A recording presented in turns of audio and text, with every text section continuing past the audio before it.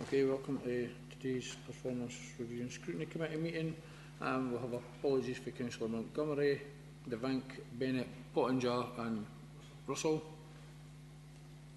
Order of business, I take it as per the agenda. Yep. Any declarations of interest? Okay, move on to item 4, performance reports. For A, communities and wellbeing, adult social care. Alison. Thank you, Chair. I'll take you through a few of the highlights of the performance report for Q1. Integration agenda, as you're fully up to speed, Chair, but the integration agenda has been moving on apace with the move to the Health and Social Care Integration Partnership coming into force from the beginning of April. At the moment, we're in the middle of developing our strategic commissioning plan. We need to have a 3-year strategic commissioning plan in place as a partnership, and we're in the middle of the consultation process for that. And obviously, if members have not had sight of that consultation document as yet, then we can share that with them or arrange to do a visit of some kind. And it would be worth encouraging members of the community to participate on that. It is available on our website. There is a SurveyMonkey consultation, but it's around the shape of both health and social care services use of the community hospital, so it would be really good for us to get that encouragement of the wider community. Self-directed support is the other big shift that is happening within adult social care and children's services as well. We've delivered all of the training to frontline staff. It came into force at the beginning of April. We've been using a test of change methodology, which some of you may be familiar with, to make some of those small changes to see what's working as we implement that. And the rollout for self-directed support appears very positive at this point in time. The project board has both service user and carer representation on it, and we're moving that forward at the right kind of pace and development that we're hoping for. Public protection, as you're aware, our joint public protection team is now co-located in Brunton Hall. There's a slight typo I've noticed in this. It says the Spring Project. It's actually the Smile Project has been launched, and that's funded by Big Lottery. We've got £500,000 funding for a 3-year project to better meet the needs of people who are experiencing domestic abuse across both East and Midlothian, and that's linked very closely to our Spring Project, which is where the typo has come in. And Spring Project is based in Midlothian in the Arts Centre and is offering support to women who've experienced domestic abuse, maybe experiencing additional support needs because of their links to criminal justice services or drug and alcohol support services, and it's a way of them being integrated in terms of the right benefit advice, getting back into work and healthcare supports that they may require. And the other area is MELDAT. The Horizons Cafe in Dalkeith is really going from strength to strength. The Volunteer Award in Midlothian for that group of people, they won Team of the Year, which was fantastic. And there's a real focus at the moment in us doing that shift to recovery. At the moment, for every £1 spent, around 80 pence of that is actually spent on treatment and very little is spent on recovery, and it's about making that shift towards supporting people to maintain their recovery. I'm open to questions if that's... Thank you. Questions or comments? None. Are we happy with the report? Okay, thank you. Light touch today. Move on to item 4A2, is Customers Housing Services. Kevin. Thank you, Chair. In terms of the first quarter, successes in terms of strategic outcomes, we'll lead with the library services, who were voted Library of the Year, a significant award that's been achieved there in face of very stiff competition nationally across the UK, and certainly reflects the range of work that the libraries do in terms of the contribution not only to positive destinations but to the library services as we know them traditionally. In terms of welfare reform, the Council has been awarded, in partnership with MVA, a grant of £45,000 from the Scottish Government. This is to pilot a digital access point in Gorebridge Library at the outset, and we are launching that. Next week we have Scottish Government attending, civil servants who are attending, in respect of the scope of that work with ourselves and the partner agencies in terms of digital and data security issues and accessibility to technology, interacting with staff and the needs of service users. primarily in terms of anticipating universal credit when that is introduced, and a whole range of other welfare rights opportunities to allow that to be replicated across all the other range of libraries within Midlothian. In terms of community safety partnership, the first quarter has seen us issue the community safety funded grants for 14-15, set against the SOA and national strategy criteria. That funding has been encompassed within the grants review for the forthcoming financial years. In terms of challenges, the focus for the services has been predominantly in respect of New Byres Crescent.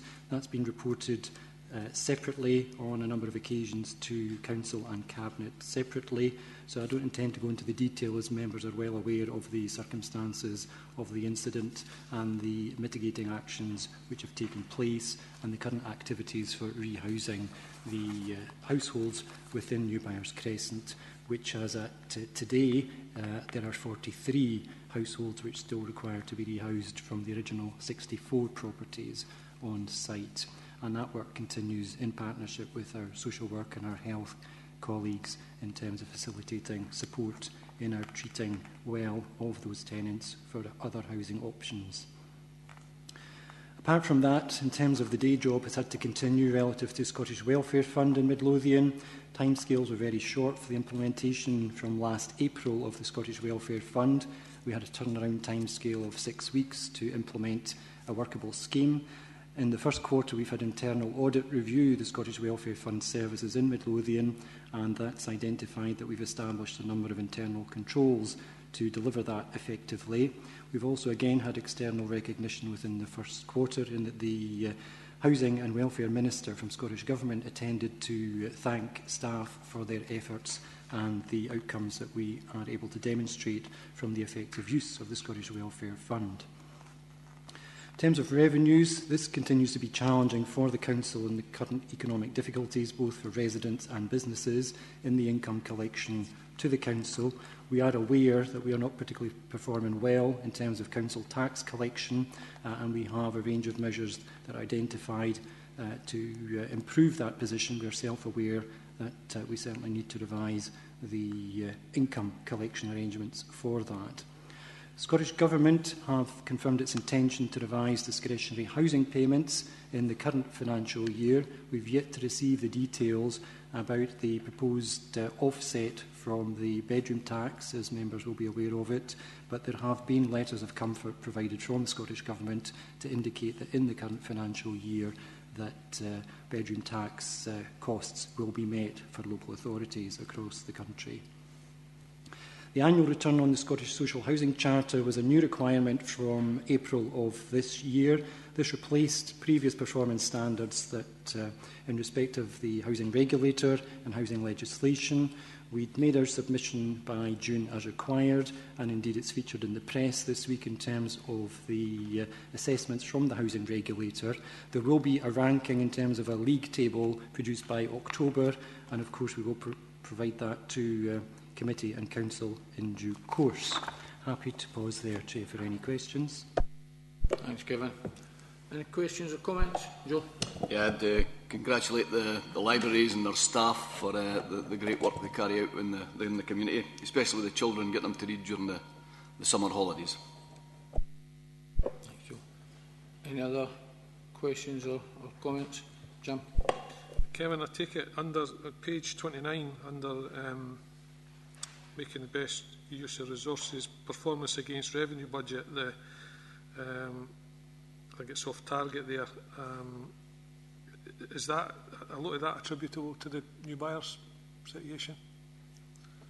We've set up a separate cost code relative to New Byres because that may certainly be subject to future litigation and cost recovery opportunities, but it's not the full value there. There's certainly been an increase in our requirements relative to homelessness provision. We've taken on other properties from housing associations who are excluded from the welfare reform effects because we're leasing those properties, but there's an upfront on cost to us which we hadn't hadn't budgeted for, in terms of furnishing those properties and the leasing costs of them. So there's some of both elements in there, and I know that we would be reporting that in terms of June's report to Council, had that detail in it relative to the HRA.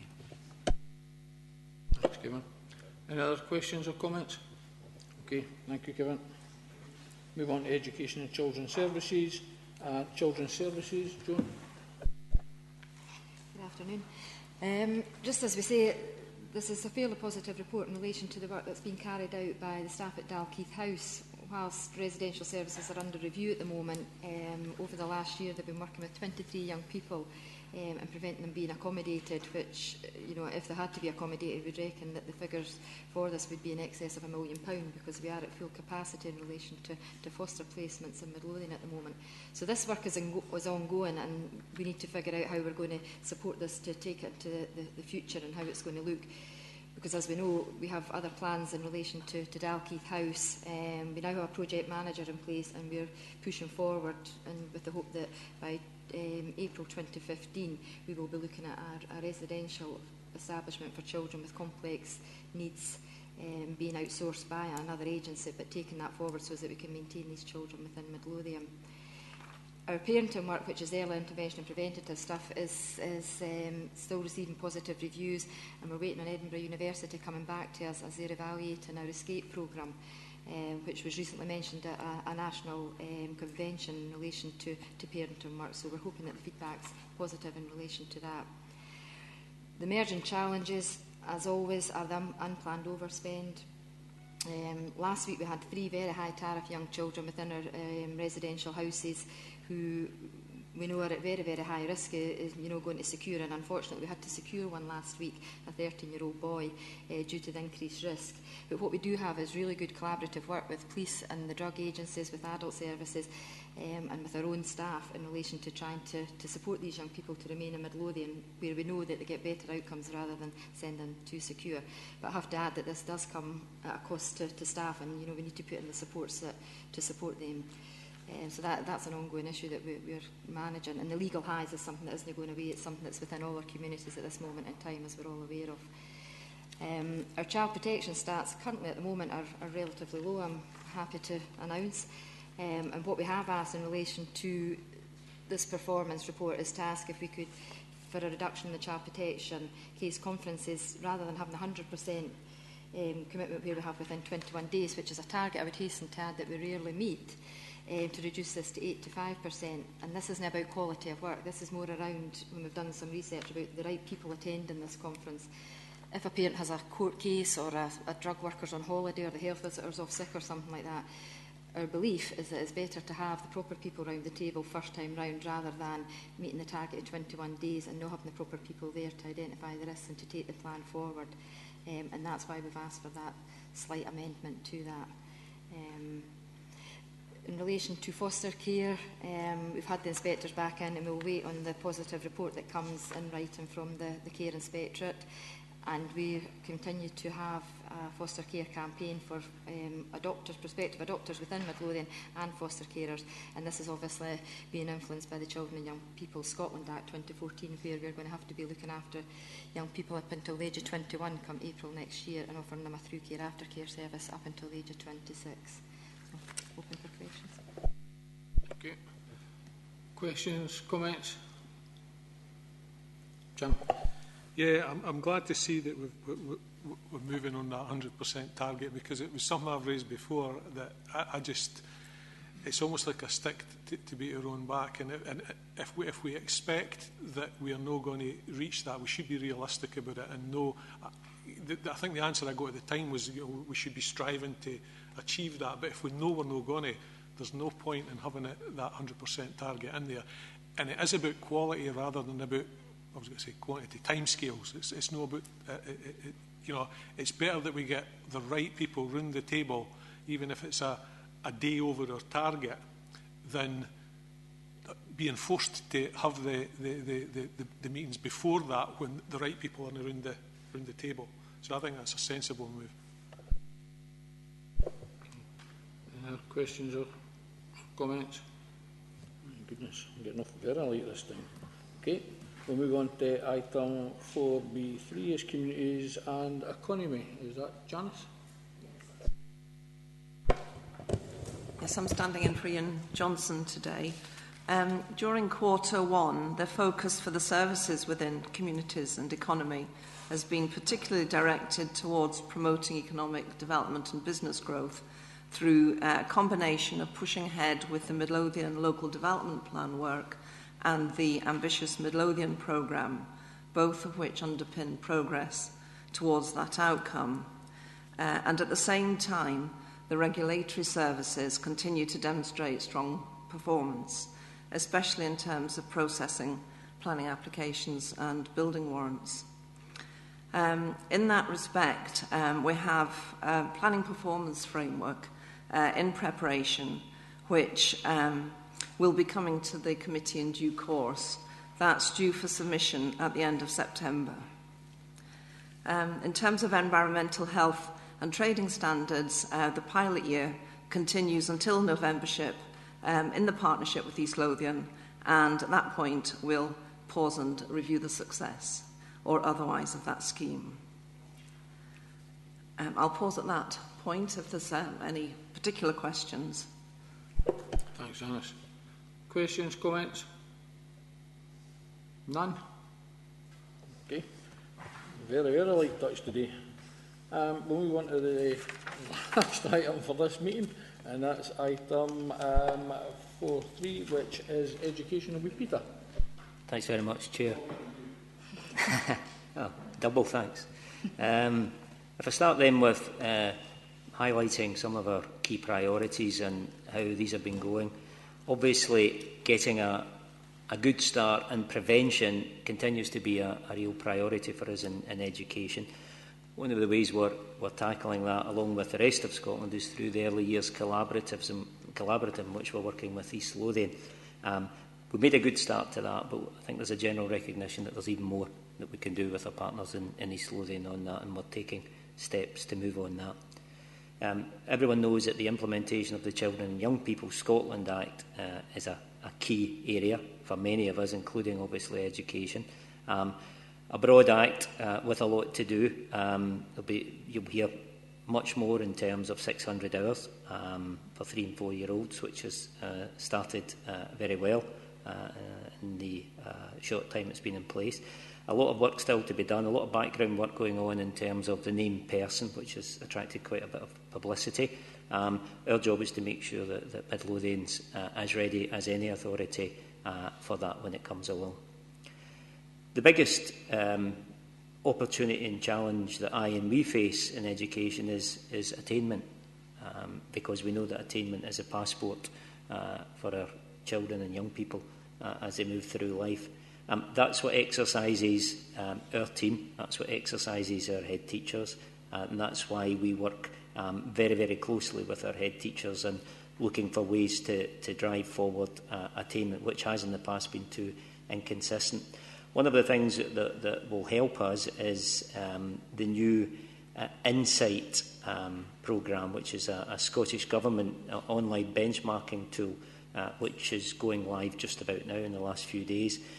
That's going to be really helpful to us in terms of allowing us to gauge the real progress of youngsters, to be able to drill into detail about youngsters and their capacities and abilities. So that's something that's exciting and very promising. We're also doing a lot of work in terms of what we know about attainment, of sharing that with our teachers and head teachers and engaging our teachers and head teachers in that. Last term in school speak and last quarter1, we also inducted 50 newly qualified teachers in Midlothian. And given that we've got under 800 teachers, I think it's quite clear that that's a significant number of fresh blood that we have coming into the authority. All available evidence suggests that these new teachers are going to be a real asset to us. As with all services, external scrutiny is an important part of that, and the Care Inspectorate in Education Scotland, HMIE as was, play a big part in that. Overall, we've had a very positive experience there where our reports are positive. we're striving for even more from our reports, so that the word excellent, for example, comes up more often. Attainment is very, very important to us in Midlothian, as we know, but so is the achievement and the sense of achievement of our youngsters, and that's why we invested heavily in the Moscars project, which was a film production project that we led with our children in our primary schools, and which was massively successful, and I think allowed youngsters to be innovative and stretch themselves in the type of skills that perhaps some of us did not get the chance to do and to explore when we were in primary school. In terms of our secondaries, I think it was, to be fair to say, a challenging year to be a secondary teacher in Scotland. As everyone knows, the new national courses at levels 3, 4 and 5 were introduced. I'm pleased to say that through the hard work and commitment of our staff and the support of our team and external support and engagement, that was undertaken successfully.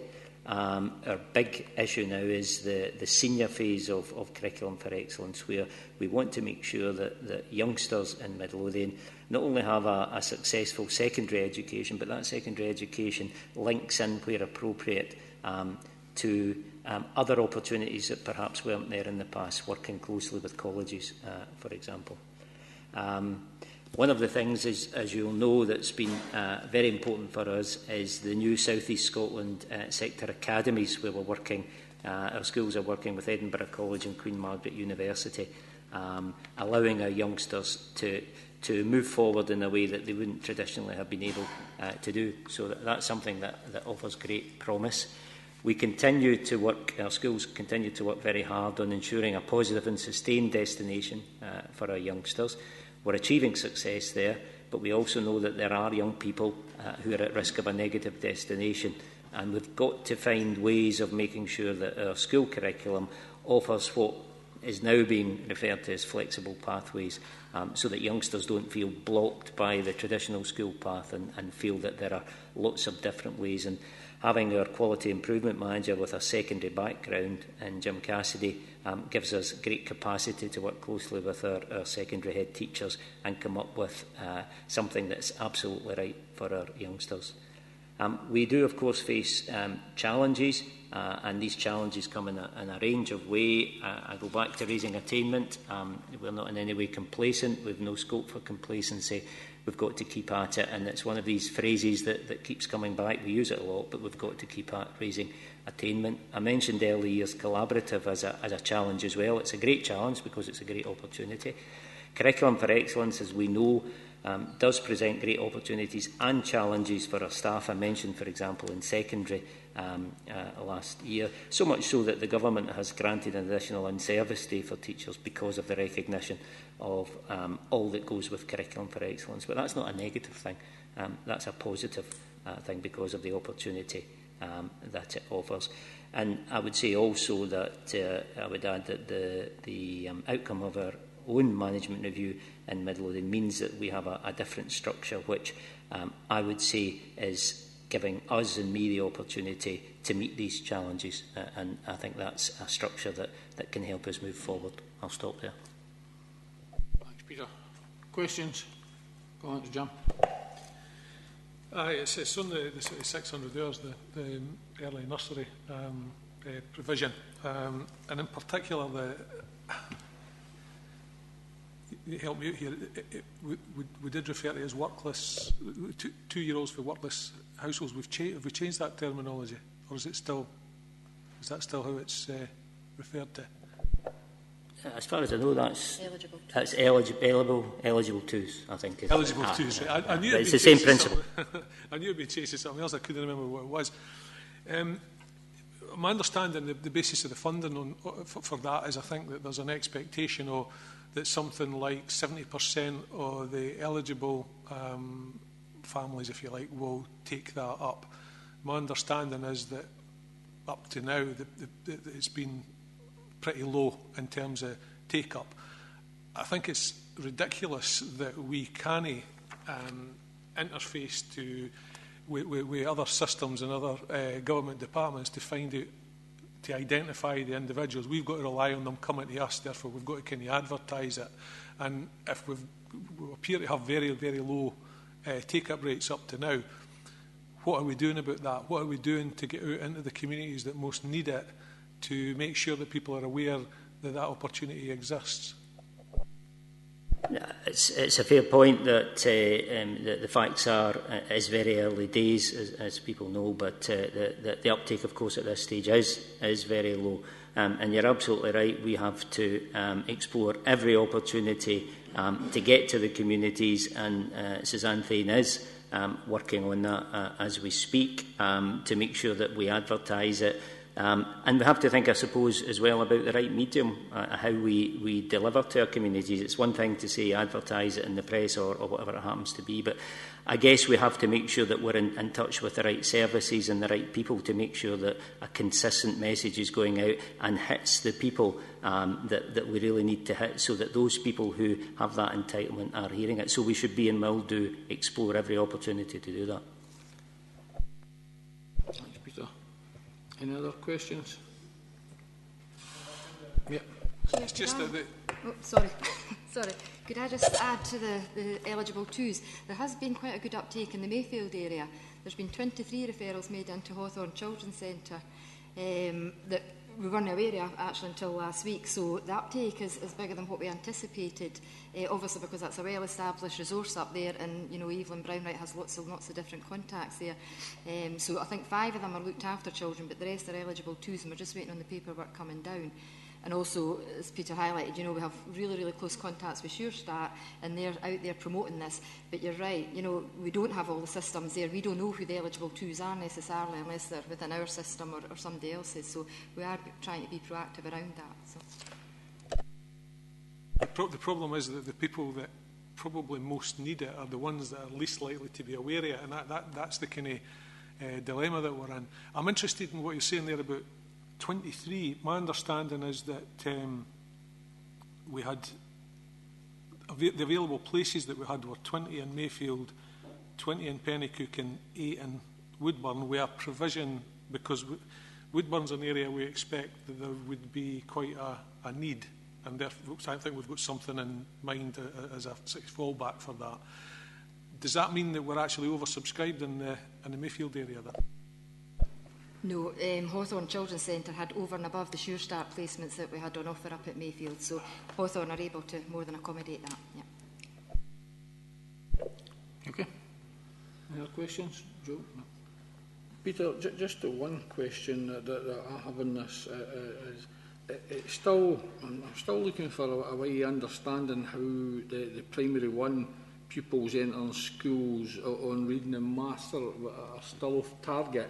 I think I've raised this question before because every report we get back on nursery provision seems to be into the goods and excellence. And if they're all that good and excellent, how is this still coming back? What part of this are we not getting right? I think it's fair to say, Chair, that is a puzzle. I think I've partly explained it, not fully. I think I explained it in the past by saying that there's a disparity between what you're seeing there, which is, if you like, the specific results of specific assessments on youngsters, where they're sitting down. Obviously, it wouldn't be the written test that you would get if you were 16 or 17, but it's a specific focus to see how the youngsters are coping with number or with reading or literacy. What the care inspectorate are doing when they come in, they wouldn't touch anything like that. That's not their responsibility. They're much more into the care and the way that the youngsters are treated. So I think I would have to say, if I was being absolutely honest, I'm not suggesting for a moment that we don't take the care inspectorate reports extremely seriously. They are very serious. The point I would make is there's a disparity between what you're seeing here, which is a statistical analysis of how individual and groups of youngsters are doing, and what you see in a published report, which is a much broader report that looks at a whole range of issues. So the two are not measuring the same things, and I think that's where you get the disparity. But from my point of view, I'm exactly the same as you. I still see that while we might be above the national average, or the youngsters have made progress, I don't think that's enough. And what we're doing is that Suzanne and her team are trying to unpick why we're getting those results, because what we're seeing here is an average. And the average, of course, only tells us some of the picture. What we need to do, and what she is doing, is drilling into which are the schools that are overperforming, which are the schools and youngsters who seem to be underperforming, and why is it that some of them are doing better and some of them are doing less well, and how can the ones who are doing less well learn from those that are doing better. So that would be my overall answer to that point, Chair. Probably leaves me we want to know the results of that work, because obviously we're looking to know whether or not this is one or two nurseries that this is feeding out to, or is it a wide sweep where just some youngsters are only coming through. Something we'll watch for in the future. Are there any other questions for Peter? I don't like days like this when everybody gets off too lately. Okay, thank you very much for your attendance.